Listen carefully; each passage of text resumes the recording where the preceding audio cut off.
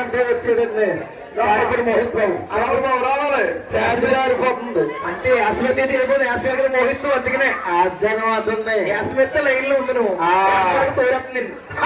అదిగో మహాతల్లి ఈ ముగ్గురిని కూడా అవును అంతా 12,000 బాలాపమాలు చేస్తుంది.